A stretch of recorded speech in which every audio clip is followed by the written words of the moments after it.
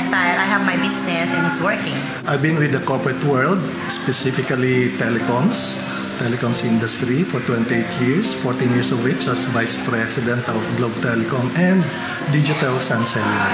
It's great because you have your cars, the company will provide cars, travels, we have our own house, we can send the children into an exclusive school, lifestyle, lahat pwedeng bilhin, right? Especially with a credit card. Plus of course, the perks. Sabi ko, nung time na nag-resign siya, medyo kinapos ang budget ng lola mo. Grabe, di ba? So, for 3 years nakatagal. Pero maganda naman kasi doon sa isang business ko, we were able to be in the top sales also. And actually, we are an awardee of the Direct Selling Association of the Philippines as Hall of Famer. It means 3 consecutive years, you're in the top sales, right?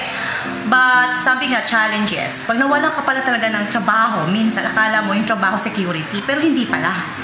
So talagang yung credit card, yun ang naging daan na naging channel of debts. Kumbaga sabi ko, nalubog sa utang, hindi ko alam kung saan kukuha ng pera, talagang kakampi ko na lang si Lord. Kasi sabi ko, Lord, nauubos na yung budget.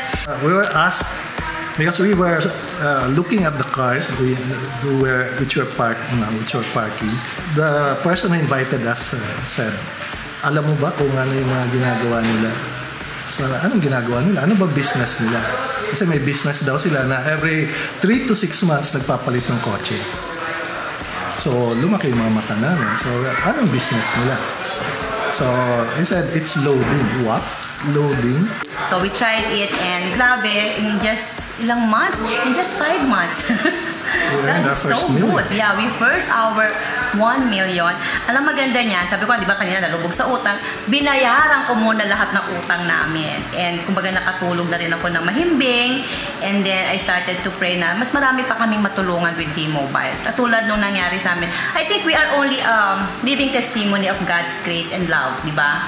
Kumbaga maraming tao ngayon nalulubog din sa utang. Minsan nga hindi na nila kaya kung anong gagawin. But the thing is, may solusyon. Well, in a way, it was not really a struggle because we've been with other multi-level company for 4 years. Actually, 2 years, specifically for me, no? Because after resigning, because I was really getting sickly in and out of the hospital, so I decided to resign. So I joined her dun sa business, another network marketing business. So in a way, we have been used to it already. We have been given a lot of trainings in network marketing, plus of course personality development, aside from my trainings from the corporate world. No? So it was not really a struggle. It's just that in my case, I have to make adjustments because the people that I have to talk to now are not my employees or are not my subordinates, but co-equal. Co-equal in terms of being business owners themselves. Ang mag-asawa, lagi nag-aaway kapag walang pera. Magulang, anak, pag walang pera. So imagine naman, dumating yung V-Mobile namin, bigla kami natahimik. Yung relationship, number 1 relationship with your family, relationship with your relatives, relationship with your friends, and yung relationship with people you really don't know, na natutulungan pala namin sila na hindi namin alam. Kahit na you spend a lot of time talking to a lot of people, but the energy is still there. Kasi pag nakikita mo yung tao, masaya. Di ba? So, nare-re-energize ka.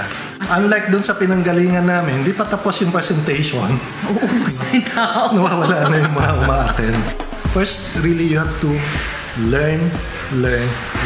Sabi nga dun sa mga trainings natin, knowledge, you have to know so that you have the edge. Then you have to learn, and then earn. So, basic. Ganun lang kasimple ang V-Mobile. Compared to what I gone through sa corporate man, you have to learn a lot.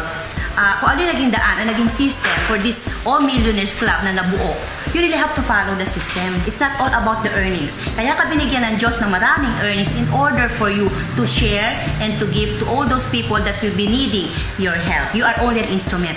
Hindi ikaw yan, di ba? 100% hindi ikaw yan. But the one who really provides for it, which is God. Napakaraming tao na kailangan ng tulong. So, thank God for V-Mobile. Grabe yung success na ginagawa ni V-Mobile sa bawat Pilipino.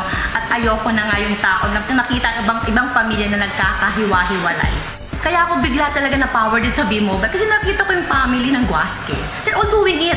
So, hindi naman nila gagawin yung V-Mobile kung makakasama yan. Kung baga integrity, di ba? As family, ayaw mo masira ang pangalan mo. Ginagawa mo to, may dignidad ka, may integrity ka. Hi, I'm Leriza A. Paraguirre. I used to be a businesswoman. Hi, I'm Boy Paraguirre. Used to work in the corporate world, but now I'm V-Mobile.